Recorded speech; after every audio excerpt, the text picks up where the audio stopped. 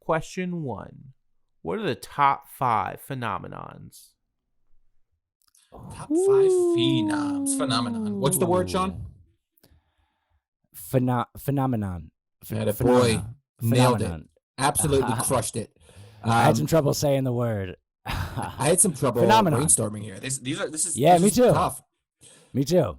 I'm happy with mine though. Actually, we're doing 5, right? Mm-hmm. I have 4 that I have well thought out, and then my 5th one's a little lazy. I'll admit. Okay, but I mean that's good. So like phenomenons could obviously be a few different things, but we're looking for things that are like kind of inexplicable, whether it be a natural phenomenon or I mean it could be again a number of things, but I guess the best way to explain it is just to kind of get into it and we'll discuss. Definition of phenomenon. Oh, there I go. That's what we need, like a little counter. How many times you fucked that up? Definition of phenomenon: a fact or a situation that is observed to exist or happen, especially one whose cause or explanation is in question. Glaciers are unique and an interesting natural phenomenon. So things that are phenomenal. All right, start us off. What's your first one? Me? All right. Yeah. So number 1, I think this is an underrated phenomenon. It happens naturally in nature. We've discussed this, Sean and Brandon, but it's too crazy for me to leave out, is the fact that caterpillars turn into butterflies. They live their life as a caterpillar. Cool. It's the craziest thing. They live their life as a caterpillar, and they eat leaves and stuff, and they just kind of mosey around, and they can't do much as a caterpillar. You ever seen a caterpillar try to cross the sidewalk? It takes forever. God. It takes They're so hours. Slow. They're kind of cute, but they're also like easy to, a bird can come pick one up. They're defenseless, awful, terrible life as a caterpillar. And then they find a nice quiet spot and they wrap themselves in God knows what. And like 2 weeks later, they emerge as a completely different animal. Then that now they can fly and they're beautiful and like ornate and these beautiful creatures. What's going on there? What's in that cocoon? That is incredible. Is there anything comparable to that? Not that I can think of. The difference, you put it well, the difference between being on the ground, going very slow, barely moving, to being able to fly and soar through the sky. And everyone's happy to see you. As a butterfly, everyone's always, everyone points you out and you get attention. But as a caterpillar, like usually nobody sees you until you're like stepped on. You know what I mean? Or if they do, they're like, this is a brown furry thing. I haven't seen a caterpillar in a long time, actually, now that I think about it. Butterflies seem to be everywhere. Have you seen like them hatch from the cocoon? Oh, yeah. In person? I have. And I wonder if this is why it's just accepted as like not that crazy. Because like as kids in school, whatever, kindergarten or first grade, I did this. I'm sure you guys did. Did you guys do it in school where you have a caterpillar, they're in like a little tank and you watch them? No. Oh, okay. Oh, I'm wrong. Well, we did that. But I definitely learned about them. I feel like all kindergartners, first graders learn about that because it's so special. That's they should save that for like high school. Like they're tipping the cap for biology because it doesn't get much better than that. Like you peek at caterpillars and then you're like, oh, by the way, like tigers have stripes. You know what I mean? Do you know anything about the lifespan? Like how long they're a caterpillar? I think like weeks. And then they're also in the cocoon for longer. They're in the cocoon for like 2 weeks. So it takes a bit. It doesn't happen overnight. Here's an interesting question. How are caterpillars born? Do butterflies have baby caterpillars, or do caterpillars have caterpillar kids before they turn into butterflies? I think that's a good question. I would guess that I don't know. I mean, this is a total uneducated guess. I would guess that butterflies lay eggs or something. I think now that I think about it, I think I remember seeing something about butterflies fucking, basically. Like I can imagine 2 butterflies that kind of imagine how beautiful that would be. Yeah. Yeah, dude, that is phenomenal. The fact that butterflies turn into caterpillars, I can't think of any comparison. Right. And it's a great metaphor for life. If you spend your time doing what you need to do on the ground, you can fly through the sky. It's crazy, though. Like, what's going on there? Does science even know? Like, is there something on the caterpillar? I don't know. It's a wild thing. A butterfly doesn't even really look like a caterpillar. Like, obviously the base is the same creature, but you can't even really see that. It's such a formation. Right. Such a formation. And how do wings grow inside that cocoon? That's what I was going to say. If you can inject your body with that like DNA, would you want to like grow wings? Like hell yeah. Hell yeah. Absolutely. But what if you're the only guy with wings though? You'd be kind of a freak. You'd be an anomaly. You would be the coolest person. If a guy had butterfly wings and could flutter around, you're going to say Yeah. you wouldn't want to do that? Absolutely. Yeah. Plus, If it's you were, very beautiful. if you were in the NBA, would that be traveling? If you just jump from one side and fly? 2 flaps. That third flap is where yeah. 2 flaps in college, 5 flaps in the NBA. Yep, that's right. Wow, that's a great one, man. It is phenomenal that I know we had exists. talked about it, but it was too good to leave off. It has to be discussed. I agree. It is phenomenal. That's a great one. That's a great lead. Thank you. All right.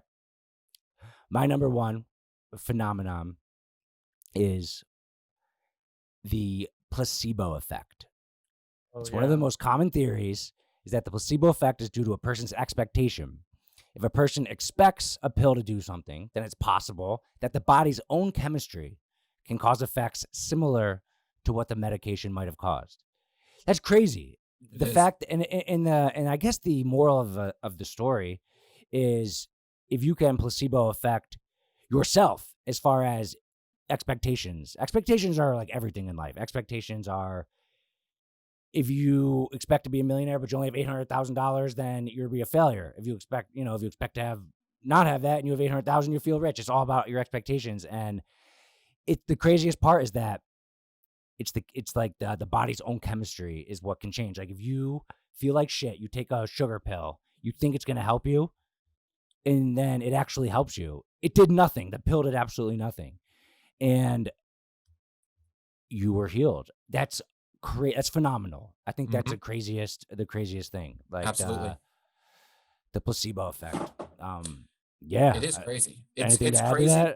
I mean, it's absurd, and it's not just for like the common cold. There are some pretty significant like illnesses and things that have like been cured. I know that you're in the camp of like mindset, if you don't want to get sick, it's huge. And this is like what you said about can you placebo yourself? I guess it's no, hard. right? I guess you can't, because that's in the order skill. for a placebo that's to be the a skill placebo, to develop. But in order for it to be a placebo, you have to be unaware that it's not real. So if you're doing it to yourself, it's a little bit different. But I see what you're saying. Well, that's the challenge. Tricking that's your the mind challenge. into knowing that your brain's chemistry has the ability to do that. Yeah, if you got to try to placebo yourself in life to be successful in mindset. Like I truly believe in mindset. I mean, I have not been sick. I was sick once in 17 years, and I swear it might have been COVID, because it was in early January after I was at a wedding in January 1st. It was a New Year's wedding. It was the only time I was ever sick, and I didn't want to admit it, but I just admitted it. So it was one time I was sick in 17 years, and I just truly believe the more I say that, the more I'm less likely to get sick, and that's kind of using the placebo effect on myself. There was this guy that was on Joe Rogan before, and he was talking about this type of thing, and he brought it to the extremes, saying as far as something like sunburn can be beat with like the placebo effect. Like like if you think about it, and even Joe Rogan was like, "Hey, I'm into this," but like, whoa, that one's a stretch. Seems extreme, right? Yeah, and then I don't know, man. Like I had this guy on my podcast who like beat cancer with a positive attitude and stuff like that. I mean, I don't know if that works for everything. Right? Yeah, of course. And medicine. But I think that it goes a long way. He was saying the mindset is more important than the medicine. Yeah. And it's just, and it kind of just relates back to positivity in every situation. For sure. I couldn't agree more. I mean, I don't believe that you can, like, that you haven't been sick because you believe that you can't get sick or whatever that is. But I certainly believe that if you have cancer or like a serious illness and you have a positive mindset versus, woe is me, I'm going to die soon, that makes a huge difference. For sure. Yeah. Yeah. It's expectations. I even remember our friend Joey G in college. I remember he said this once and it registered with me. He said, I get sick at the same time every year. And it was a little thing, but I always remember that he said that. And it's an expectation. It's like when the time hits, then you're like, this is the time of year I get sick. Yeah, like, or it could be like just a season, like a sinus infection. People tend to get those when the seasons change. Right, and if you think that, then right, and there's no like exact right answer to the percentage of how much positivity or how much mindset affects it. But like, if you see yourself going into certain thoughts that are outcomes that you don't want, your brain, somewhere in that brain, there is the ability with thoughts that you can produce on your own to affect the chemistry, to affect the outcome, and that is phenomenal. And Sure. the placebo effect is kind of like the proof of it, and I just think it is phenomenal. I've always been fascinated by the human mind, Absolutely. and yeah, that's my first one. That's a great one. Also, shout out Joey G, one of the greatest guys. Joey. Some of the best stories. If you're listening, like and smash that subscribe, smash that subscribe button and comment. And we love you. That was great. Yeah, that's a good one. All right, cool. So I'll keep it in the human mind for now. So, I'll say like your memory, and maybe not in the way that you're thinking. So memory is unbelievable for many reasons, but for me, I'm thinking like, do you have like vivid memories of insignificant things? Like if you think back to like college, no. I do. I have like there's vivid when we lived together on Price Street. I have like a vivid memory of myself. You guys, nobody else was there, just playing video games, playing NBA 2K. Like a specific time or like a general specific time. Were you high? Maybe. I don't know if that. Most likely. Yeah, probably. No, I wasn't. And there's like a few of these insignificant, like very specific memories I have, like kind of spanning through my whole life. And I don't know, like, how does my mind decide so what to hold on to? They're random points in time? Yep. Dude, okay. So I've actually talked about this before, and your brain has zero memories, but it remembers things that it remembers the memories. Like so if this is like proven in like court, like, memory isn't like in court, a lie detector test Inadmissible. and like inadmissible in court, someone's memory. But if you remember something immediately, then the next time your brain recalls that, it's not recalling the situation, it's recalling the memory. So the more times you think about it, the more times you keep remembering that memory. So like whatever that point was, I have this random memory from when I was 7, when I had this bad dream and I ran out and my mom and dad were there, and like it's just something I've always had a memory in my head. And every time I think about like this conversation, I always remember that. So now I'm remembering the last time I remembered it. So it's like, does it get like watered down through that? Like the more you remember it, the less accurate it becomes, or no? Well, you know what I mean? No, I think the emotional moments are more likely to be remembered. But your these are just situation is just random ones. And then maybe every time you think about, oh, that's a random moment that I remember. Is it like deja vu though?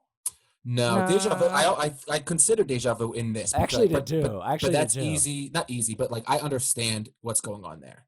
Where like you're basically what's happening now, your short-term memory is like quote unquote wired. Full. So it gets stored in long-term memory. So you have the sensation that it's a long-term memory, which is right. So which is just crazy. Of course, that's phenomenal. That's weird. It's weird. I thought about doing deja vu too, but I didn't think it was phenomenal enough because I understand it. Right. Yep. But dude, memories, like I think about that all the time. And like, if you are at a party with 10 people and you say to everyone stop, you turn off the music, and you're like, everyone remember this moment. I think the memory of that will be more likely to be recalled because you told him to remember that. Dude, Nico, our friend Nico, he told me this story. I think one of the things my brain does well, and I think I might do this on purpose, subconsciously on purpose, is I erase negative memories from my brain. And I'm very proud of that. And I think it's because I'm a positive person. But Nico told me this one story on his 21st birthday. He's younger than me. I was 21. He said that we bought beer and the cop was following us. And we know that they did that in Westchester. And he like berated us and made us get out of the car. And he said I was like yelling at the cop and all this shit. I have zero recollection of it. Right. And I was like, dude, you're lying. You're lying. He's like, why would I lie about this? I literally had no idea this ever happened. And I searched the back of my brain to try to remember this, and I had no memory of it. And I think what happened was I probably drove away so pissed off, and I was like, fuck that. I didn't scrubbed it. I didn't like play it again in my brain. So then when I tried to recall it, I didn't have the memory. Brains only they remember memories. And I think with you probably remember that because every time you think about this, you're like, oh, that's a random thing that I remember. And then you remember it more. Then you're like, why do I remember these random moments?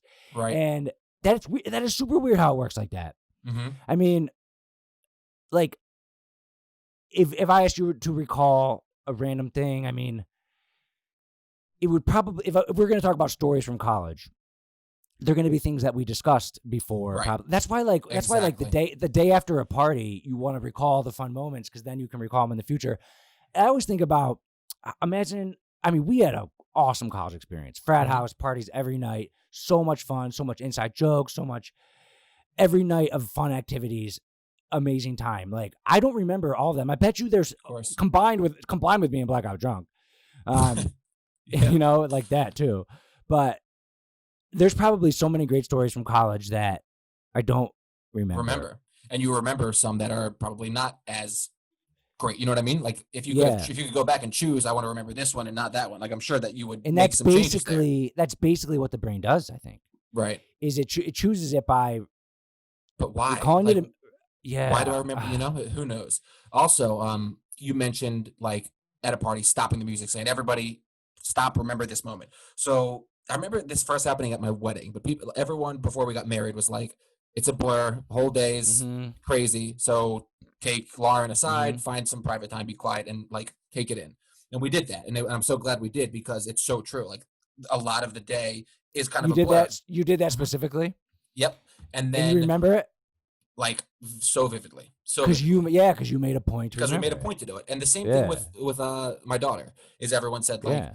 they grow up fast. Don't look ahead to, oh, she's gonna be a toddler, soon she's gonna be this. Like Right. be in the moment. If you're ever like overwhelmed because having a baby can be hard, like take a breath, look at your child because when you're 95 years old and you're on your deathbed, like all you're gonna want to do is go back to these moments. So like Yeah. take them in so you remember them. Like, And I've yeah, been doing record that. them. Record Mhm. and when you record a memory, I feel like you record your visual and your like emotional For feelings. sure. For sure. And then you go back and you can recall the vision and you can recall the feeling. Hmm. And that's crazy though. But all the things that the brain forgets, Hmm. it's It nuts. does, It and is things do phenomenal. like details get watered down. You know what I mean? Like you don't remember the day Lucy was born. Like I could give you almost a second by second recap. Now it's like I can get pretty close, but it's like a little bit fuzzier. In 10 years, I can probably tell you again pretty good, but like that's why I think journaling's cool. Like with Hmm. Lucy, the day I recorded my like a video of myself explaining like here's what it was like the day you were born. Here's That's exactly what happened, awesome. so that I don't lose those like little details, which That's maybe awesome. insignificant, but it's cool. Memories are crazy, but we That's have the awesome. ability now to like record things and make sure they don't get diluted. That helps. That helps. I mean, I look back at some of my old podcasts and I'm like, oh my God, like I barely remember doing that. And video and recording. That's why I love recording and posting their memories for other people, but also for yourself. And Hmm. it definitely helps. But I think maybe the takeaway is like brains remembering things. So take time to remember important things.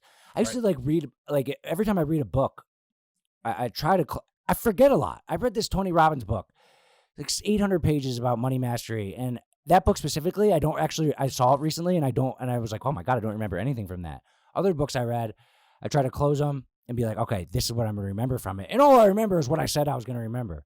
Right. So it is crazy how it's just a tool up here and so many things happen and so many things are forgotten. And yeah, it's crazy. It's crazy. All All right. right. Well, That's phenomenal. Good one. All thank right. you. I'm taking I got a couple more of the brain, but I'm taking a different route here. And someone that I think is phenomenal. LeBron James. I know we actually have kind of brought up LeBron James on the podcast a little bit. You are a hater of LeBron James. Here's the reason I think he's so phenomenal. 2003 draft class, Dwayne Wade, Chris Bosh, Carmelo Anthony, Luke Walton, who's been a coach for like 5 years. Dwayne Wade had a historic career, did like a retirement tour. He's out. Chris Bosh has been out forever. Like those guys had an amazing career and they're done. And like And D they Wade had like a long career. a long You know? career and Mhm. he did it and he ended it and it was a spectacular career. Top 3 shooting guards of all time. He's up there. He's good. LeBron Wow. is still the best player in the NBA. It's phenomenal how amazing he is. And he wants to stick around and play with, a year with his son. Yeah. That's Mhm. so That's fucking cool. Mhm. That is so cool. He Was- has withstood the test of time as far as being the best player at the highest level for so long, and someone comparable in sports might be like Tom Brady, but No. but huge difference between Well, us. I mean, what? No one has Because had that much LeBron- pressure at 18. LeBron was anointed the next Michael Jordan Right. when he was like 15, 16 years old. Yeah. He's the And a only lot- person I can think of that had such like expectations, lofty expectations, lived that's up to lived it. up to it. Mhm. a lot of people don't live up to it. Like no, almost nobody. I can't think of another person who does. And maybe it's because he was so good in high school that rarely people. But I mean, people have had unbelievable trajectories in coming in the number one recruit, and then they just They're pretty kind of- good here, and even there, like yeah, somebody like KG, the other like guys that went KG. from high school to yeah. directly to the pros. Kobe. But Kobe, yeah, and nobody had the pressure that LeBron did and lived up to it. So I hate LeBron, but it has nothing to do with him as a basketball player. He's an Yeah. unbelievable athlete. He's Yeah, and just Can't argue the sticking with it. I mean, Jordan. I don't think those two are very comparable. It's the debate, but Jordan was amazing. Like The Last Dance, I couldn't even watch before bed because I got too fired up thinking about how Michael Jordan's so much more of a killer than LeBron. But oh yeah, Jordan basically tired himself out twice. He retired twice. He was like too intense for his own good, and LeBron just sustaining that excellence. Mhm. It's I mean, definitely his body, but there's been a lot of people that have been 6'8" with his body weight. I remember this guy I used to compare him to, Josh Smith in the NBA. Yeah. He was on the Mhm. he was on the Hawks. Hawks. Mhm. Like he could jump out the building. He was the same height, same weight as LeBron. It's not just the physical attributes. There's something to him that just makes him so phenomenal. he's also and avoided aging. injuries. And He's had that's significant that's injury, hasn't he? I mean, I think that's a little bit Never. of physical. I mean, avoiding injuries is incredible. Well, just Yeah. just the What do you science attribute that has to? gotten so much better, and His he's fitness invested and so also- much money in his body. You have to give. I mean, you have to Kobe. chalk But some look of at that look. on- I was you gonna have say, to look what happened to attribute some of it Kobe. to like luck almost. Like you can A do little all the bit, right things. yeah. You can do all the right things as an athlete and still get hurt, still tear your ACL. A little still bit tear your to Achilles. luck, but with But it's- LeBron, it exceeds that luck. Like I mean, there's it's- something phenomenal about him. Sure, I can't disagree. I mean, he's So- unbelievable. So as a LeBron hater, what's your Mm-hmm. what's your pitch on why you're a LeBron hater though? Have you've always been a LeBron hater? I remember. You I remember know. you hated. I remember you hated the decision. I Have mean, you? Do you still have the same hatred, or is it evolved a little? It's evolved, but it's maybe like more aggressive than Okay. ever. He's just always. It's always a me show, and like sure you can attribute it to the fact that it has always been a LeBron show since he was 15, but he's always constantly like contriving this stupid shit to be the media darling, and he's always walking into the arena with a new book that's on page 2. Dude, And then that's the somebody funniest asks him- thing. When you ask him about the book, he has no idea. He's never. Yo, let's talk about that for a second. That is the funniest thing. You sent me the videos. You sent them to Mm-hmm. me. It was 5 or 6 different pictures of LeBron in the locker room with the media there, holding a book. No, looking walking through walking from his car to the locker room. First of all, nobody this is a LeBron thing. He doesn't understand. People don't read while they walk. That's not what people do. You know what I mean? Like he's like, oh, I got to get these chapters in before I warm up. No, obviously there's going to be 1,000 photographers there, and he just Yeah. wants to be. Oh, I'm the bookworm. And the thing I remember is the pictures are him sitting there in the locker room reading the book. And every single one of them, there were 6 or 7 different pictures. Every one he was on the first page. Yep. and Wasn't they're it like, a Malcolm X book or something? So that was a another different one. Mhm. That was the best one. That was the Yeah. best. He's caught one. red-handed. So, you get caught Called red-handed. Oh my God, he's The sitting reporter there. asked him. A reporter asked him. I saw that you had the Malcolm X book that you were reading on the way in. No, and dude, he's like, "Yeah." he had it in his lap. Right, but all right, whatever it was, and he was like, Yeah. "Yeah, absolutely, it means a lot to me." And she's like, what's your biggest takeaway? What's your favorite? Basically, what's your favorite part of the book?" And He goes, it's really he's a special great thing. man. Great man. And then he goes, and a lot of the stuff he's dealing with still going on today. Still going Yeah, on today. right. So it's like, all right, so that's huge. Phony there. I think everything he does is funny. The decision was one of the craziest things that I've ever seen. I hated it so much. It was pretty awkward. So pretty awkward. I mean, we were in college at the time. We were both living at the frat house for the summer, Yeah. and like we sat down and watched it, and I was like shaking because I hated it so much. It was weird that I was that upset, but it's just so phony and contrived. Who does that? Nobody's ever done that, and nobody will ever do that because it was such a stupid idea. I think he was more Yeah. manipulated to do it than like. I don't think it was his decision. Like, let's make No, like dude, a show for me. Like, nobody's manipulating him. He's doing. He's got all yes men around. He him, so doesn't. everything's He his doesn't idea. have the off the court personal branding pizzazz that like a good politician might have, or like a Kobe Bryant. But he doesn't need it because of his Well, on Kobe, the I wouldn't court. say But I Kobe's think- off the court brand was exactly Well, spectacular. He didn't really do much except for He fixed it after the whole Colorado situation. with some money, but like he didn't really do much off the court. It wasn't like a huge personal branding thing. Well, he was right. I mean, he was fixing his image as a girl dad, Mhm. and he had like the camps, and And like seemed to do it, yeah. he was fixing his personal images before he died. Have you seen Um, LeBron's Instagram and Twitter post recently, where it's like a picture of himself? It's like Baby King, like it's like a shout. It's like Right, a throwback, and or it's like a flashback Friday, or like a tribute to himself as a 16-year-old. If only you knew now, or then what I know now. You're gonna be hustling. You're gonna be grinding. You're the greatest. Looking up to, who would have thought you would look up to MJ and Magic, and now you're gonna be And dude, at the same level. I It's like, oh am my God. attracted. Ugh. I am personally attracted to people who have a kind of inflated ego. Like I love Kanye West. I like Donald Trump. I like people who can will their greatness into existence. It's kind of like the brain thing where like you keep saying you're great, you become great. That's not LeBron is maybe trying to do that, but he doesn't do good at it. He doesn't. Right. It doesn't work. He does not exceed in that, like Floyd Mayweather, great at it. Like he does not Mhm. exceed at that personal, like I'm the greatest type of thing. Well, That's not. he's also like he can't read, so I think he'd have trouble. He probably read the same amount of pages as LeBron has, though, in the past couple of years. Yeah, Also, he's not very smart politically. He doesn't have like Remember well the- thought out opinions, and he shouldn't. He's focusing on basketball. but he like I don't would be fine if he didn't, but then Right. don't fake it. Then don't pretend you do. You know what I mean? Yeah, I think he's Um, like put in a position to have to do that because think like Leonard. Like if Leonard had a better personality, he could be considered like the best in basketball. But like I mean, he's so quiet, so people don't like him. Like but when he goes to on the court, it's on the court. You can't take that away. yeah, Like he won the championship. LeBron, he as an actor, right? He's not a bad actor. Like he's not the worst, and What I'm does sure he he's had ever a lot look- of coaching. So he was in the one movie Trainwreck where he had a little role. It was the Amy Yeah. Schumer movie with Bill Hader. He had a little role, and it was actually funny. He only had one scene or a couple scenes. He was like a side character. He was Bill Hader's friend, and it was funny because he was playing himself, and he like wouldn't pay for anything. Mhm. Like it was kind of a funny little bit that the writers wrote for him. It was easy. The acting wasn't the worst. I've talked about this many times. I am chomping at the bit for Space Jam 2. I know. I You have to be the can't only wait. person in the world.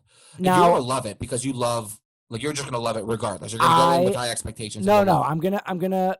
I'm gonna have fair expectations. you're I've gonna go to always the movie been, theater, Sean, and watch it.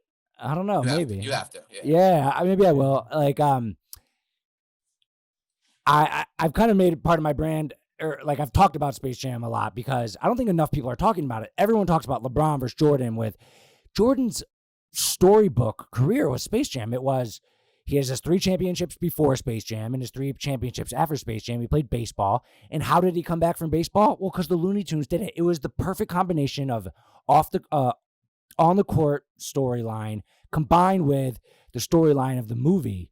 And that made Jordan's Hollywood storybook career, which therefore made him be able to sell billions of dollars of shoes because of his personal brand and the Jordan logo. I can't wait to see how LeBron does that and try and uses Space Jam as part of his legacy. I mean, I'll be fair about it. I heard, so I predicted the plot a few times and the plot came out that it was going to be, Don't tell me. Don't tell me.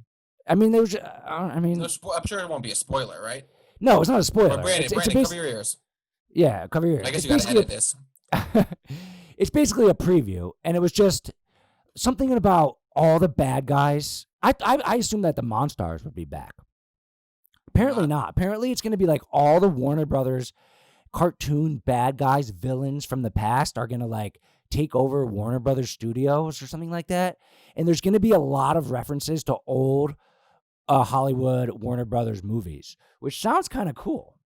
So, and those are going to be the villains in the movies. Apparently it's not going to be the Monstars. It's Like, going to do be you some know other. of any specific examples? I don't. No. Okay. There hasn't been a preview. There hasn't been anything except for just like a few paragraphs that were released about the plot, and Is the it animation sounds going to it be the sounds same? kind of cool. It sounds Is kind it of going to cool. be I like mean, CG? Is it going to be like Pixar animation or like the Looney good Tunes? question. Good question. I Hopefully not. assume Hopefully it's Looney Tunes. there are no Pixar claymation Looney Tunes that I know of, so I'm assuming it's going to be like the cartoons that the Looney Tunes are. Hopefully. I hope so too. It's gonna be bad. It's gonna be really bad, I think. Combined with the storyline, how amazing the first Space Jam was, the Looney Tunes, and LeBron's legacy and his acting, there's just many things I'm excited about seeing it. I will walk out and say it's terrible if it was terrible. And I don't think it will be. I don't think it will be. They've been planning it for so long that I think the writers and the people that are behind it are gonna make it easy for LeBron. And Space Jam is one of the best movies of all time, dude. It's also the music, like the songs from Space Right. Jam. Yeah, that's true. Like, Exactly. I bet how you the can they soundtrack. create a good music? Like, But I don't. It's gonna be like trap music. And the other thing that was released was the jerseys, and they're fucking sick. Oh, I I want to get. The thing is, that, I want to like, get one of those jerseys. what we both look for out of movies, it couldn't be more opposite. You know what I mean? Like if you love a movie, that doesn't necessarily mean I'm not going to like it, but there's a good chance. Like your favorite movies. I remember we watched the movie 2012 together, and like one of my favorite right when it movies ended, ever. it was like one of your favorite movies, and it was one of my least favorite movies I've ever seen. So there's going to be some disparity there. Maybe we should like find a way to watch it together and just get our instant thoughts, because Instant thoughts. you're going to be you're like a kid over Christmas, and I'm like, damn, I wish they wouldn't do this. Yeah. I'm going. I also think I have like an ability to like things. Like I'm a See the early good in adapter. things. Mm. Well, no. Also, like I can jump on things quickly. Like I think maybe we'll get to this later, but I think I can jump on things quicker than other people. Where like I can see nostalgia faster, I think, than others. But I don't know that's separate than the 2012 thing. Okay. So like Space Jam has a lot of nostalgia built into it, and I think that's why people love it. Space Jam, like honestly, you like the movie Space Jam, right? of course, but it's like it's not like that great of a movie. Like we watched it recently, and it was like it's nostalgia, but like it's okay. It's because we good. watched Like, it. it's not as that funny, younger dude. I think it's people. I it's think not it's very funny. amazing, You know who's the funny character is Sylvester the cat. Everything he says cracks me up, but like I like Newman from Seinfeld. Yeah, my favorite line from Space Jam is when he knows Jordan goes down the hole, the fat guy, and he's like digging up the whole green, and the guy goes up to the cart. He's like, "What's up, man?" He's like, "I'm fixing a divot." And the guy's like, "Oh, he's fixing a divot." Like he's just digging up a huge hole, and like I wonder who's gonna be like the comic relief. Like I know I think Don Cheadle is gonna be the bad guy. And then I don't know. There has not been a lot released about it. I can't wait. And Dave LeBron Chappelle. James is phenomenal. can't argue that physically. All right. Cannot argue that. All right, that's a good one. All right, I'm gonna say, let's say, like phobias, innate phobias. Shared phobias specifically. So there's some that obviously make sense to me. I think I was reading about it, and like there's two fears that everyone's born with. It's like the fear of falling and something else. They are both related to like just basically innate danger that's associated with it. Like if you're falling as a baby, you're going to be scared because like instinctually you know that's not a good thing. So those I get. But like one that pops out to me is like critters, like a mouse. I feel like most people, me too. We had a mouse in our house, and like my first reaction was like, "Yee," and like back up before dealing with the problem. But why? Why is everyone afraid of a mouse? Here's the reason I'm scared of a mouse and a big cockroach. Mm-hmm. A little insect, I can step on it. If it's bigger and I step on it and I hear the crunch. Die. I hear the crunch. You can't really step on a mouse. And if you do, say the mouse is in a little shoe-sized box and it can't move, and all you have to do to kill it is stomp on it. The feeling that you get under your foot of the guts, of the blood and the guts and the spit. Like and I'm scared of a cockroach if it's big enough for that crunch. And I'm less scared. Like that's how I think mice are at the perfect size, where they're not a threat, but also you don't want to step on it because like of the crunch.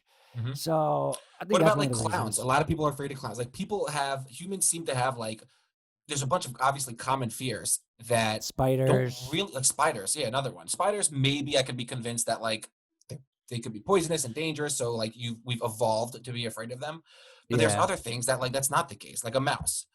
Like I don't think that's why you're afraid of a mouse. I That I understand. I well understand also what but you're also saying, and I there's a difference agree. between fear there's a difference between fear and surprise though. The other thing about mice is they're Sure. surprising.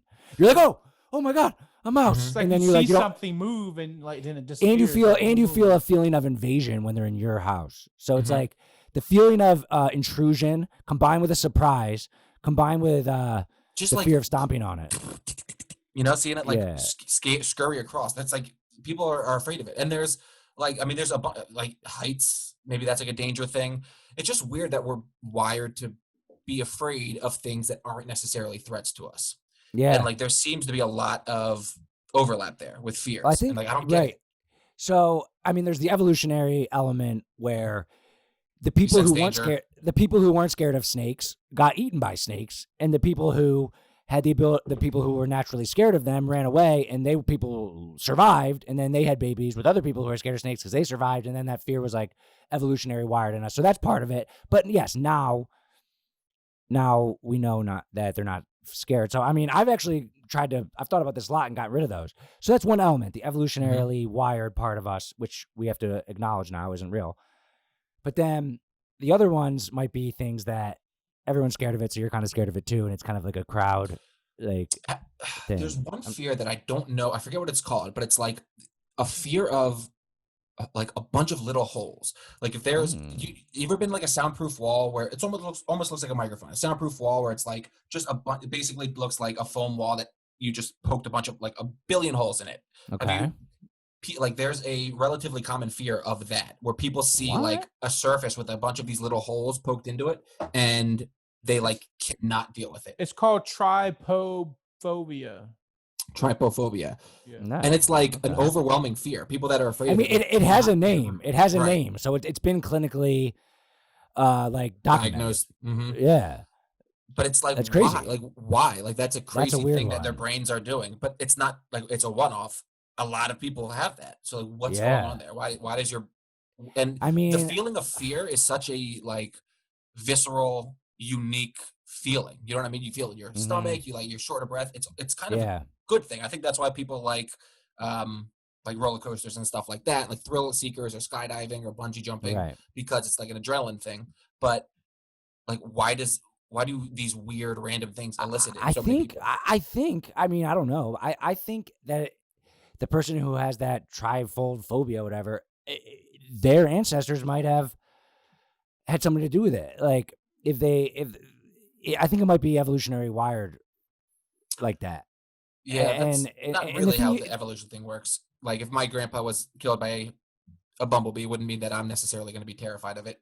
You know what I mean? well, right, it has to go further back than that. And also, It it has has to to be like be a bunch of people right. breeding. It has But to be deeply rooted. It's harder for that to be the case now, right? I maybe mean, like bugs, if your parents are scared of it now, they might have told you as a kid. Like right? That if you're a little kid and you see the fear in your parent's eye about something, that yeah, fear might transfer to you. true. Yeah, So in that case, it's not evolutionary, but it's nature nurture wired yeah, or something like right. that. It comes from something. And with phobia comes another thing that's pretty phenomenal. Is like the fight or flight response is pretty remarkable. Where it's like pretty if you're in a situation like that, it is pretty evident like what camp you're in. You know what I mean? Like if you see something crazy, you literally will run from it, or you kind of use the adrenaline and harness it. Dude, You don't have a choice, and there's no like judgment either way. But dude, like it's crazy. this goes perfectly back to the placebo effect Hmm. because I mean, this is talked about in the entrepreneur world every single day. How scary it is to start a business, and how scary it is to take risks and do things that you dream of doing, and you have to get used to the feeling of fear. So you have to fear is a real thing. It's wired in us for all these weird reasons, and you have to be comfortable with fear. And like you can kind of get rid of it.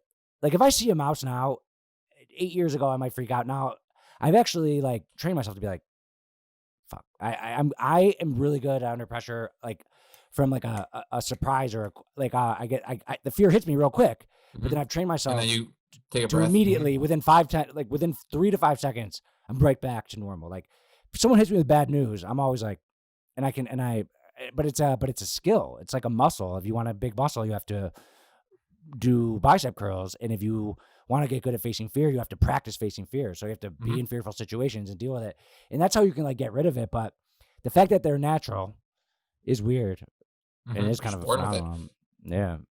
Yeah. You're either born with it or you learned it or it's wired in you. But yeah. And there's a bunch of other weird ones out there. That hole in the wall one's a good example. But there's probably a list on the internet of all the weird fears. People are probably afraid of like a color, like fear of the color green or something. Like I'm sure that something weird like that exists, and it's just and that's something you gotta go, like either go to a psychologist for or just therapy. There's no reason to be scared. There's no reason to be scared. Another one like is being scared to talk to girls. Like there's the fear of rejection, and then there's the biological fear of dating back to the tribe of 10 people that if you're talking to someone else's wife, they might kill you. Like apparently that's taught in like classes about how to pick up girls, which I studied when I was in my freshman year in college. I like got deep into the Vitruvian arts, which is the art of how to pick up girls. It's not the art of love and relationships. It's the art of the pickup. And they talk about that you have to like face that fear and all the strategies. I never knew that you, in all these years, I never knew that you studied that art. Really? No, I don't think you've ever mentioned that. Dude, when I went to Ohio University my freshman year, I took notes. I had like these meanwhile I was getting like B's and C's. Right. But like I took notes on it. I studied this guy called the mystery method. This creepy guy. He said he would go to a bar. Seems like a good guy to trust. Yeah. He said he would go to a bar and he would talk to 5 girls and make out with 4 of them, and some of them were even married. And it was just he was so good at the art of the pickup that there's like a science to it, and he explained it all. But even that science it's about facing fear and like the biological wiring of fear of talking to girls. It's crazy, and fear is like a real feeling. But all fear, in all different circumstances, is the same feeling. So if you can overcome a fear in one circumstance, it'll help you overcome fear in another circumstance. So, yep. All right, that's crazy. All right, my next one is also like a brain thing. The psychology of buying behavior, specifically 99 cents at the end of something. So humble brag, my business got to $5 million in sales this year, and all I do is sell things online. And I'm obsessed with making things. Everything on our site ends in 95. And then when it's on sale, it's either in 99, 97, 79. And those are mainly the only 3 numbers I end sales in. And so there's University of Chicago. They did a study. Sales increased 65% when they dropped something that ended 89 cents to 71 cents. And then when they dropped it from 71 cents to 69 cents, it increased 222%. And this guy from the book called Priceless, William Poundstone, he did a case study that on average, like 24% increase. If you have something for $100 and you put it at $99, there's a 24% chance that it'll increase. So ending something in 99, for years I've heard many people say, and I've said, it's like, that's so stupid. Why is it end in 99? Why isn't it just $1? Why isn't it just $1? And apparently it's one of those things that it just works no matter what, even if the person knows it. I think it kind of works because if someone wants to buy something, obviously it's not going to make someone who doesn't want to buy something buy it. They want it. I think it makes them be able to justify to themselves. If you buy something for $499 and like your wife asks you how much was it, you're like, oh, it's like 400 something bucks. Like it makes you able to justify it to yourself that it was like a little bit cheaper. And I also think it shows intent of the seller that like, hey, we're trying to sell this. It's at 99. My house is for sale right now, and the realtor wanted to list it for like $590 or something. I was like, no, let's do $589, like $589, $900, like right. But I don't know. What do you think about that? I mean, it's absolutely true. Even when I was in sales for a career, it wasn't necessarily down to the cent, but like if you're negotiating and somebody proposes like, all right, we'll do like 15,000. Like, all right, well, we can't do that, but we can do like $15,127. It's like that It's a little seems like a different. real. It seems I know, but that seems like a real number that like took some crunching to get to. So like Yeah, if it's that yeah. specific, there's got to be something behind it. When in reality, it's Right, not. You know, it's just a way to right, like nickel and dime a little bit more. So I know it's right. different, but that's like a similar kind of like Yeah, almost manipulation of like a buying Could, habit. right. could it be Something like a just looks science? Like people like certain numbers, like they like the 6'9" versus 7'1" or 8. yes, I mean, this the studies have proved that, I think the and 99 is like for me that seems pretty self-explanatory. Like if it's it's only 25.99, one it's cent different. $26, but you see 25. Like Lauren is the queen of this, where she's like, this we'll get this thing, it's like $500. And then I look at it's like $599. I'm like, there's Right, there's a difference here. This is not $500. I don't know if you right, stop reading at the first right. number, but there's two numbers after this that you have to And pay that and attention to. that's and that's and that's the phenomenon. That's the Mhm. part that I think is so interesting, and it works. It fucking works every single time. And in this case with Lauren and the 500 and the 599, back to my original thing about you're able to justify it to yourself if you can Yep, say it's cheaper. So it for sure. allows the buyer to justify it to themselves, and I think that is why it works. The Mhm. fact that it works is it's a psychological, proven through study facts that something could be 1 cent less and a 24% increase of someone buying it. That's phenomenal. It's so Right. stupid. It's so stupid. One Especially cent, now. and everyone knows. Especially today. Like I could understand if this was the case, 100 years ago. But like, why even have cents included in a price? Like, if from a consumer standpoint, why even look at those numbers? Why does it matter? But it's really just the psychology behind. All right, this is $27 versus 28, and you also feel like maybe you're like subconsciously you feel like you're getting a little bit of a deal. I wonder Yeah, if it's like you might know. I don't know if you do this on your site, but if you're doing a sale, do you show the original list price and cross that out, and then underneath it show the yes, sale price? Okay, yes. so that's And like similar because I'm I saving, always, I always increase that price too. right? And like people are convinced, oh, I'm saving. We're saving $50. Like, Dude, no, you're not like because you're still spending the money. like I do it all the time. Mhm. $24.95 is most of our products. When I put them on sale, $17.97. Then I'll put it up to like 33, and then I can say a certain percentage off. I mean, I do a lot of sales online, and all I do is write. Obviously, the product has to have a good picture. People have to like it. But then you say 40% off, 20% off, 60% off, or no, sorry, $20. Like I either say $20 off, $15 off, or I say 40% off.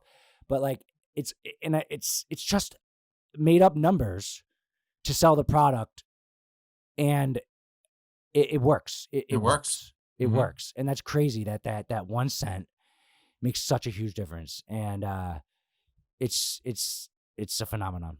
Do you Yeah, think the that's a good one. consumer will ever like beat like the thought process of like this sale really isn't a sale? Like it's like made up. Like Ah, I think that's people. I, a I good think when question. people are. I think when people are looking at like a sale, they're like trying to convince themselves that Right, like they're doing whatever they can to be like, all right, I'll justify this purchase. right. So if They they're want it already there and already. looking, They and they're want it like, already. now They this want it makes already. right. Yeah, they want it already. Like our retargeting ads, they target people who visit specific products, and then when they're on sale, they know what the product they want. So they're just Mhm. waiting for that little. Even if it's, I should do a study. Even if it's $20, and then it's on sale for 19.99, like they'll get it then. They and just Right. on the website, there's like the bar on top of the page that says on sale, and the line crossed. It's just that fires in people. All right, it's time to buy now. We have Right. 5 million in sales. I would say 4.1 million of them were products that were on sale. Like our customers are trained to wait for sales, and like there's a Gucci and like certain brands, like high luxury brands, they purposely don't do sales, and they purposely end things in even numbers because they're doing the counter of that. They're saying that we don't put this on sale. So that is actually the opposite. It's like their sale is the fact that it's never going to be off this price, and you're buying like a luxury price, and then they can inflate the margins big time. Right. It takes a lot of discipline to have that be your brand strategy, and I'm way more for That's crazy. the sales, but yeah, it's crazy how that 1 cent makes a big difference. So Yeah, it's funny hearing from your perspective because I think even as a consumer, that that's the case. But again, you're looking for whatever you can grasp onto to justify whatever purchase. So right, that's exactly. funny. That is funny. All right. All right, awesome. All right, you're up. Yep. All right. So let's go with so this is two guys. I'll say two sport athletes. Specifically like Deion Sanders, Bo Jackson. That's a good one. I think we'll never see. Oh. I think we'll never see it again. These guys were both Pro Bowlers and All Stars in Major League Baseball, and they played at the same time. Like Deion Sanders played, I believe Dude. he played a playoff game, a baseball playoff game, like the day before he played an NFL game. So he had two seasons going on simultaneously.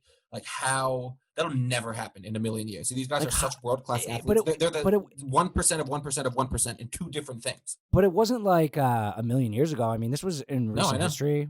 Like, and Bo Jackson's the other guy, right? Mm-hmm. That's like Tim Tebow, like played baseball Yeah. after. He failed in the NFL. Like Prime and Bo Jackson were both like all time greats as far as NFL and then goes. like I think Kyler Murray and Russell Wilson, they were both drafted into Major League Baseball. a lot of players actually, a lot of football players, like because baseball draft has like 40 rounds. But the You know thing what I is, mean? they're quarterbacks, so they need to dedicate their time to the craft of a quarterback. Deion Sanders and Bo Jackson, running back and cornerback. That's less of a study position, more of like an instinct position. Running back is the easiest thing to just put it into a new system. They don't have to know all the plays; they just take the ball and run. Same thing with blocking cornerback, just assignments, cover. Yeah, you have to know the basics. But damn, no, like, why did they do that? I mean, like, there was a 'Cause they little could. before our time to like. I wonder more about like how the timeline was. Like, how many seasons did Deion Sanders play in the NFL, and then how many were in baseball? I don't know. Do you? No. Like, I'm gonna guess he played like Well- 11 NFL seasons and like 4 Major League Baseball seasons. So Deion Sanders to me is a football player first. Bo Jackson, like, from what I mean, granted, I don't know all that much. Like you said, we were a little young, but like highlights and the 30 for 30 I watched, like he kind of like, I think he's 50-50. He's an amazing baseball player, but also like one of the That's greatest crazy. football players that he just got injured. He hurt his hip. But do you think that this could happen anymore? Like, Dude, that's a wait, great would an question. Wait. NFL team allow their star cornerback to play for an MLB team at the same Well, time? and the contracts probably don't allow it. But David, why did Right. you leave out Michael Jordan? Because he wasn't an all-star. He played in the minors for baseball. I mean, that's a decent Ah. one, and he didn't do them at the same time. But Deion Sanders was an all-star in the MLB and a Pro Bowler. Dang. Like he was the top of both sports. And Yeah. baseball's so tough because there's so many. Like like I said, there's 40 rounds in the draft. It's like if once you're drafted in the MLB, you will have a much farther way to go to play in the bigs than you would do in any other sport. It's Right. there's 3 different Minors. so many hoops to climb through. Like yeah, Jordan never So made getting it drafted, to No, the he majors. was what, Neither double A? did Tebow. Like, they And weren't he good never enough. will. And neither Jordan, yes, but Tebow wouldn't even check in my mind the NFL box like these two did because he won a playoff game, but he was bad. Great college football player, not a good NFL career, and that I don't think that's an argument there. But he's not appropriate. Like he will never Yeah. make the bigs. He stinks. Yeah. It's crazy. I don't think that it would happen anymore. I don't think that you'd be allowed to do it. Dude, I want it to happen. And with scheduling, like they talked about LeBron played football in high school. He could have played tight end. I'm sure he could. But the scheduling, I guess baseball and football maybe work with the scheduling. Damn. I wonder Crazy, if that'll right? ever happen again. I don't That is a think so. phenomenon. That is phenomenal. Like Deion Sanders. I wonder. I wish it was more in our time when we were like, because we know about it, but we don't know. Like we weren't closely following sports at the time. As far as like, I don't know what was it like day by day. It's crazy. It's fascinating. I want to see that happen again. Actually. Dude, listen to this. On October 11th, 1992, Sanders played in a Falcons game in Miami, then flew to Pittsburgh, hoping to play in the Braves League Championship Series against the Pirates. That evening, it looks like that game didn't happen. But still, like he's same day he's flying to have it happen. And like, he can't be. They have to have a backup for him. What if the game goes into overtime? Like what if Mm-hmm. That's fascinating, though. That's so crazy. And I wonder what his motivation was. Was his motivation money, 2 contracts? Was his motivation legacy, I think as it's far greatness as with him. Like greatness? he's prime. He's like he was at least one of the first like Personal diva, branders. right? And like Yeah, he was yeah. so good at it. He still is, but he was just such a always chirping on the greatest. I Yeah. think So for me that's he probably his. He's like I can do right. this, and Like I'm gonna. I wonder how it played out too. I wonder if he started in the NFL, was doing great, and then always like just like Russell Wilson and Kyler Murray. He's like, I do have this like potential contract, and maybe at one point he was just like, hey, why not? Mhm. But the phenomenal part about that was he was able to do that transition and play in the pros. Right. Like like At I the bet highest you level. Russell Wilson could not play in the pros, Major League Baseball tomorrow. He Right. would be able to get there if he committed to it, but Maybe. I mean, I don't know. maybe. Maybe he I think could. maybe. And even if yeah, And like, was and it the a fact that he's an sideshow for all-star. Deion Sanders? Was it a sideshow for like how No, he was good an was he at all-star. baseball? What position An did Deion all-star. Sanders play in baseball? I think he was an outfielder. Outfielder, He- and I'm assuming a leadoff hitter and a base stealer. I mean, he's an all-star. Again, I know I keep hitting that home, but that's a That's huge deal. huge. David, are you a fan of baseball? I am, yeah. Wow. What that you seem so disappointed by that. I'm sorry to I just think Sorry to baseball's say. so boring. I just Baseball sucks. I I grew up loving it like everyone else. Like, I can't say that it's not boring. Like I agree. It just I love I think the Phillies being good in the late 2000s like reignited that Yeah. for me. And it's like it's so much fun going to baseball games. It's like an event, you're not as yeah, I like focused going on to the on baseball baseball. games. Yeah, I But like going to baseball games because you don't even really have to watch. Yeah. right, exactly.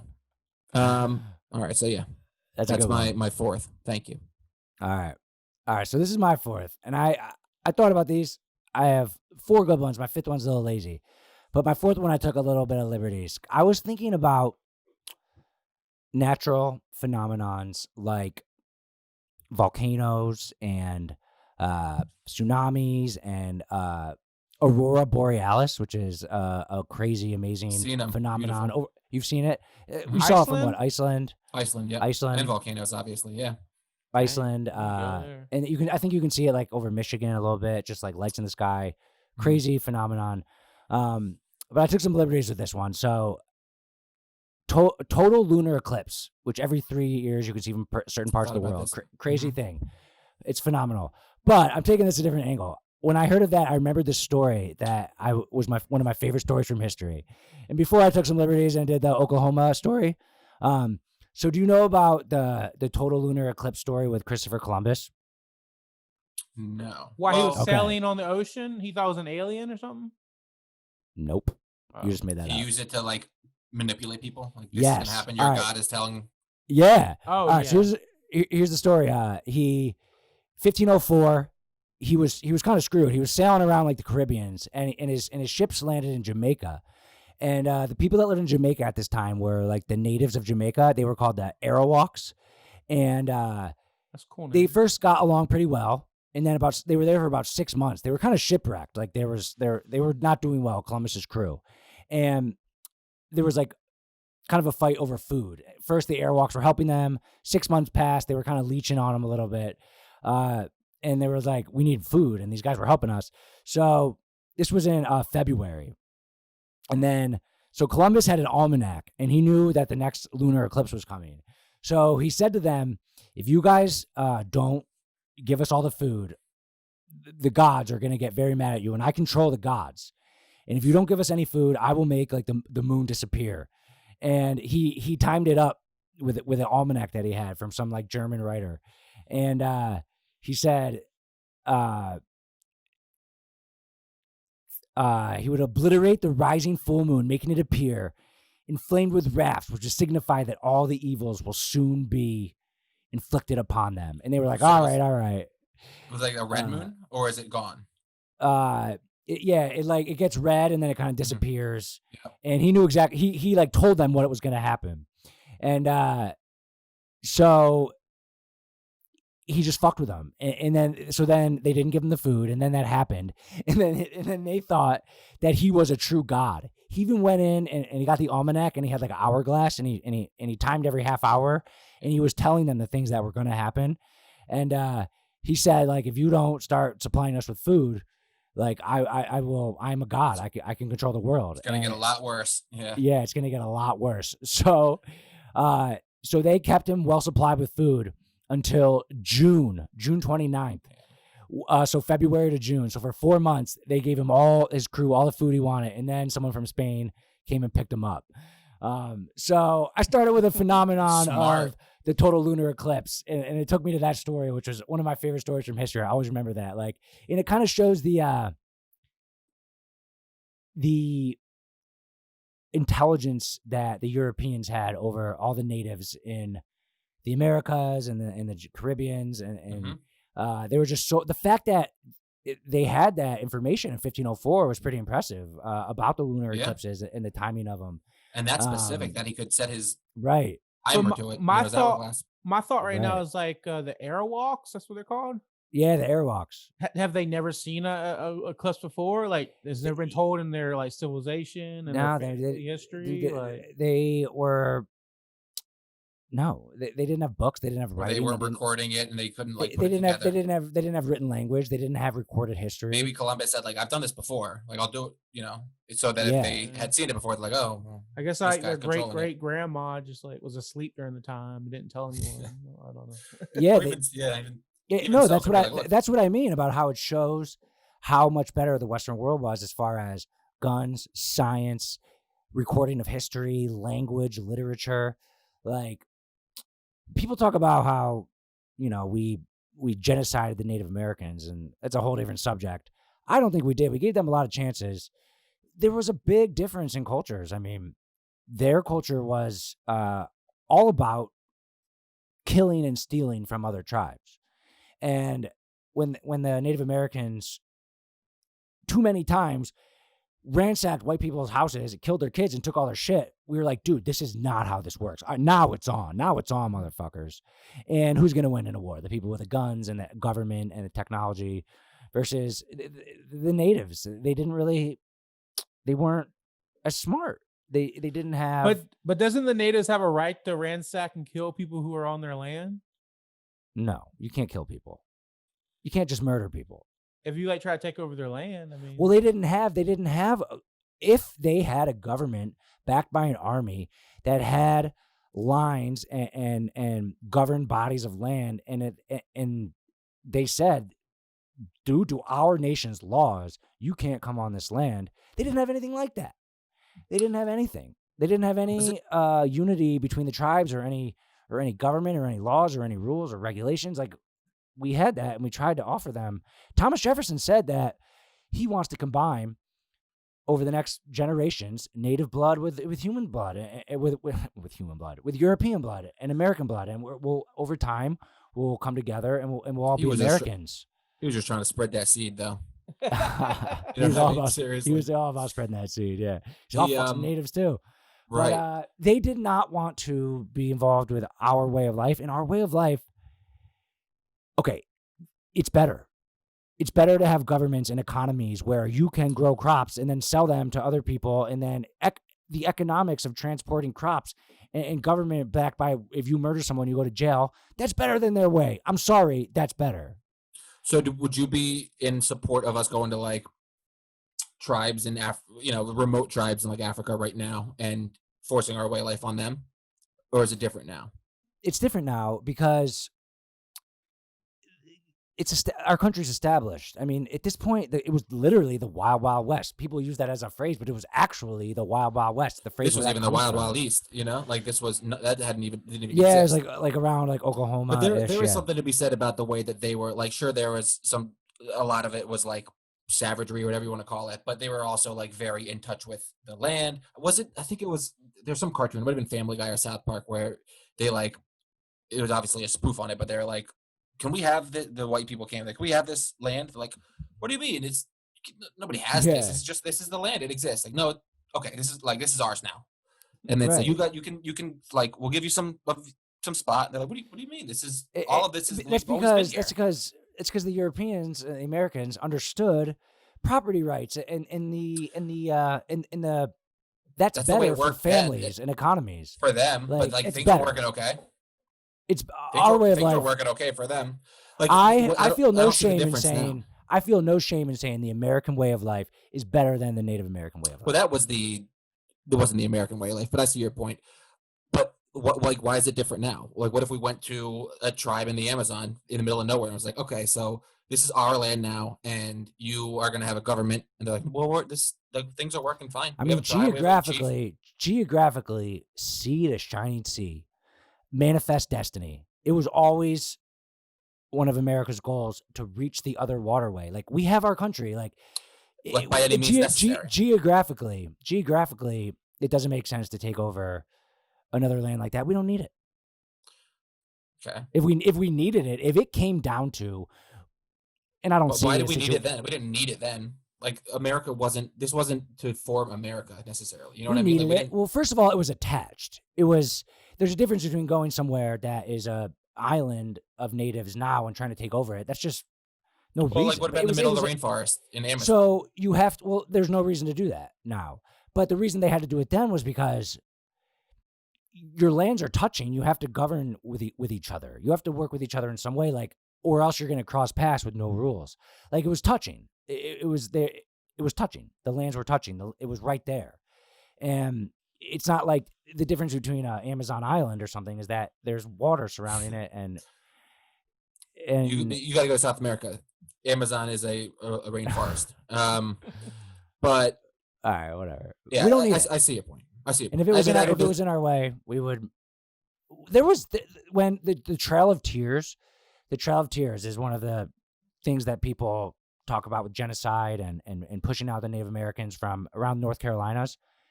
There was 4 years of law, of legal court battles about that. The Native Americans, they didn't know what court of law was, but there were some liberal lawyers who went and took the case on for them and fought for them, and they lost in court. I mean, it wasn't them. It wasn't the Americans running in, stabbing people, and taking the land. It was. Don't you think that there's some like?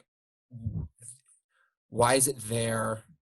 Why is it the European people's, the white people's, like court to hold? You know what I mean? Like, why are they? Corruption? Why is it their judges that get to make that decision? Well, they didn't have any judges on the other side. Exactly. That's what I mean. They couldn't speak for themselves. Well, that's that's why they aren't as good. But that what the tribe should have done, what the Native American tribe should have done, is they should have had a federal government and then states, like kind of like they. Yeah, but this is similar to like the what's it called, the airwalks you were just talking about. Like they'll get there, but they had they hadn't yet. They hadn't got there, and the same people in the same world had exponential advancements, and I don't know.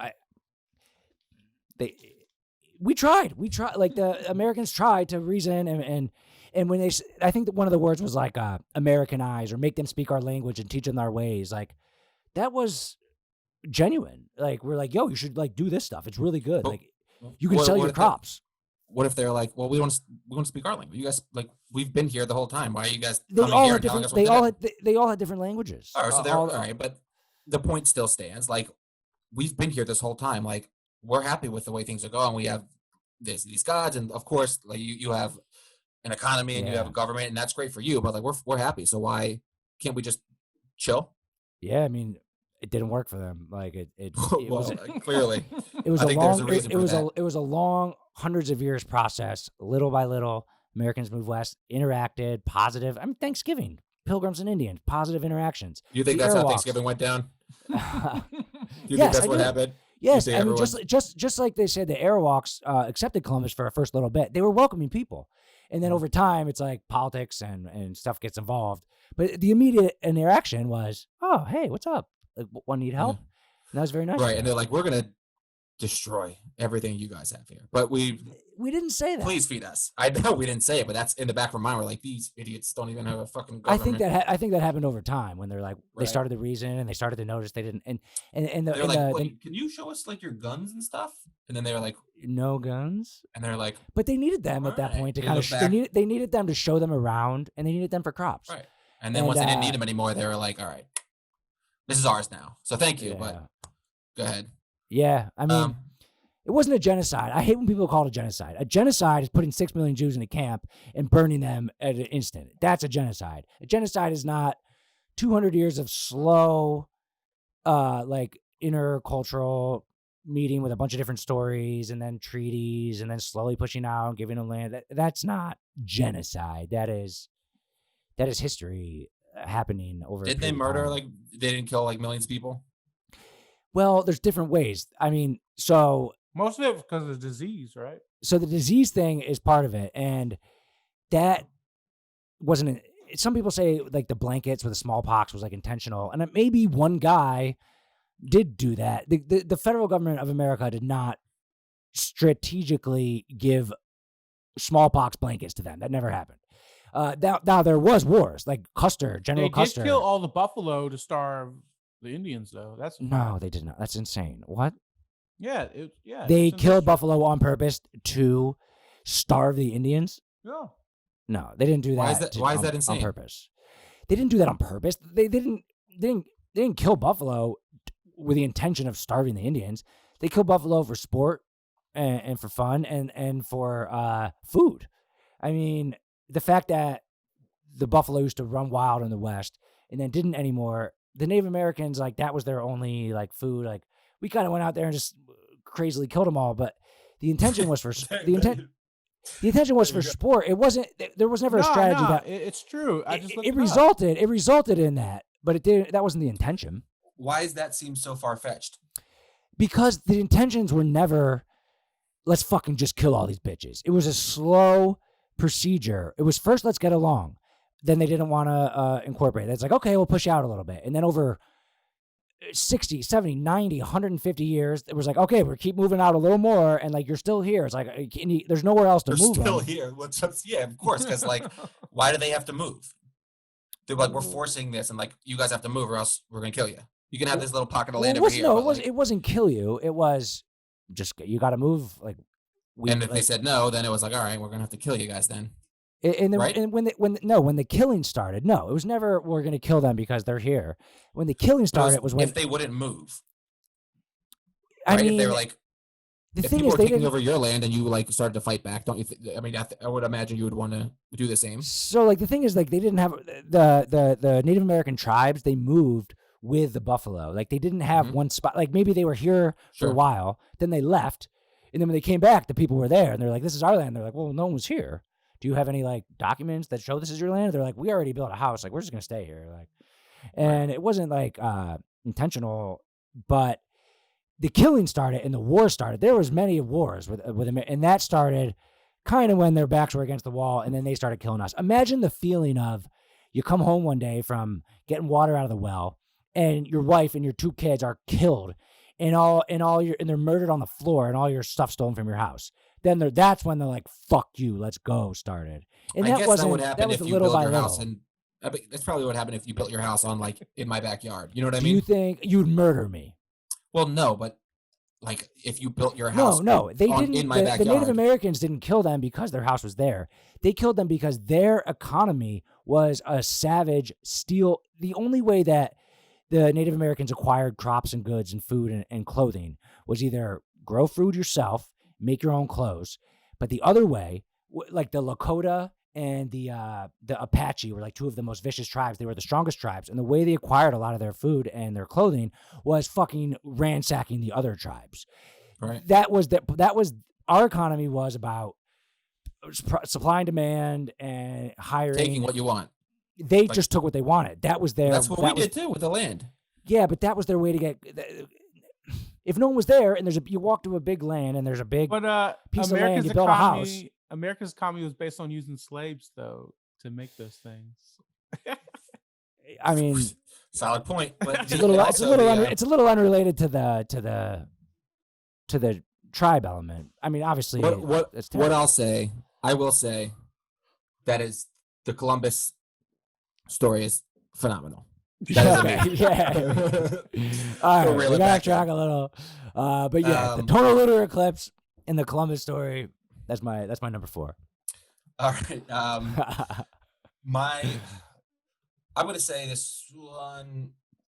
I'll say Freddie Adu. Do you guys remember Freddie Adu? Yeah. Oh, okay. Yeah. He was. You don't remember Freddie Adu? He No, I was do. like. I do. I remember him, I don't.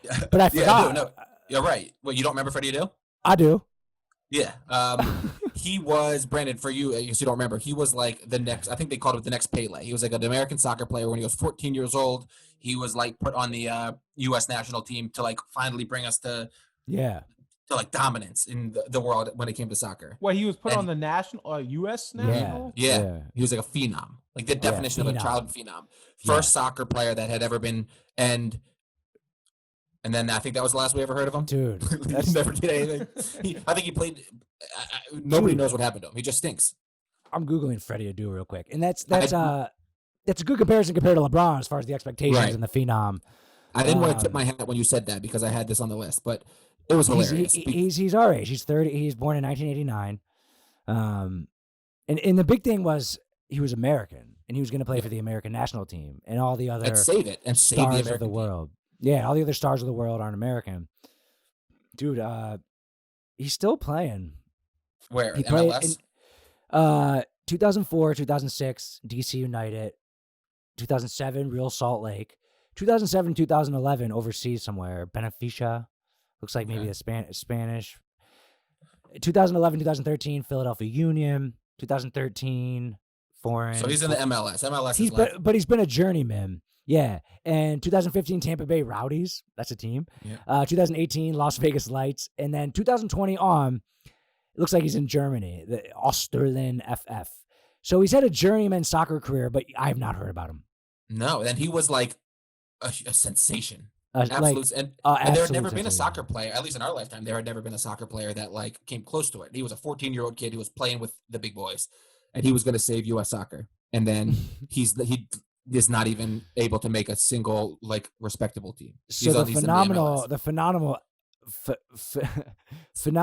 phenomenal element is the fact that he was a didn't live phenom. up to the hype. At 14, he was a phenom, and then he I guess that's where he peaked. I don't know. What other people had that high fizzled of out like expectations that didn't live up to it? I mean, a bunch of folk like Kwame Ryan Leaf, Brown, Kwame Ryan Brown, Leaf, Ryan Emeka Leaf. Okafor. Oh, yeah. Yeah. Greg Greg Oden, I know Okafor. it's different because he got injured. The dude on the Sixers, who's on the Magic now. Mark Alfaults. Oh, yeah. Yeah. He was never. He was Number that's one different. pick. But Yeah, number one but that pick. But number one pick. There has to be a number one pick every year. You gotta live up. There doesn't to that, have so to you be a know. phenom every single year. Right. This guy was hyped up as if he was the next LeBron James, and LeBron, to his was- credit, has gone on to dominate for literally decades. Like Freddie Adu never even but cracked the roster. the phenom was absolutely comparable to LeBron James as Right. far as the expectations early in his career, 14, 15 years old. Yep. Damn. And gone with a whim. Damn. It's all right, Freddie. We love you. We'll miss you. All right. Well, that was good. Do you have anything else on the list, or is that it? I got one. I mean, that was 4. I got one more. Oh, that was I said it 4. Okay. I said it was my. You did 5. This is my 5th. Okay. Got it. This is my lazier one, but still pretty cool. And it's that when humans like get a cut, it heals itself. It's phenomenal. Human body in general. I could have put 1,000 things about the human Right. body. That's pretty remarkable. Yeah. Like That is like, phenomenal. in that one episode, we talked about things that they didn't exist. We wouldn't. It wouldn't be crazy that if you get a cut, just you stays cut. Mhm, If yeah, you cut now you got paper, another if you bleed. cut paper, it doesn't grow back. I guess other things in nature do too, like trees and stuff. But just I don't know. I said this was my lazy one. There's I a think lot it's that goes phenomenal. into that, though. Like a human, like Lauren, when she grew, like, she grew a baby. Like eyeballs were forming Dude, inside Lauren's That's uterus, crazy. which is That's nuts. And it all started with 2 microscopic things, and now there's this human being who's like intelligent and learning and picking new things up. That's unbelievable. But also, Lauren's own body developed, like, grew new organs. It grew like a Milk? placenta, and then her boobs Yeah. like do something now, and like all these instincts that babies have. Just human beings in general, absolutely phenomenal. I think it's a great one though. Yeah. Cuts that heal. I think it's a great example. Yeah. Your skin just And- like regenerates over it, and then That's like a week crazy. later, it's just Yeah. Your skin. And you have a little one, and it's cool to see, right? Like, unbelievable. yeah. And it's crazy because I've been working from home since March, so I literally get to every single day. I get to spend a lot of time with her, which has been awesome. But like now she's starting to like crawl a little bit and move around, and like seeing the the difference day to day is unbelievable. Like a couple of days ago, she like lifted up on her hands and knees for the first time, and like just she was worked so hard and she finally did it. And then the next day, like she did it like 3 times and she was like getting a little bit more comfortable. And now and like you It's so see cool. day by day, you see how much she grows. Yeah, it's awesome. Human Um, beings are spectacular She's creatures. smart. They're just like she's like emotionally intelligent. She can like Yeah. manipulate you. You know, it's like Already? it's oh yeah. Like she knows if she cries, she will. You can get what if she'll get picked up if she wants. You know what I mean? So you have to watch out for that. But pretty spectacular stuff. So It is I crazy. think that's a good one. I don't think that's a cop out. Cool, man. All right, that's good. I wanted to say T.J. Henderson from Smart Guy. He could have been one. David Blaine. He can like do all these crazy things. And then we talked about it, but Helen Keller.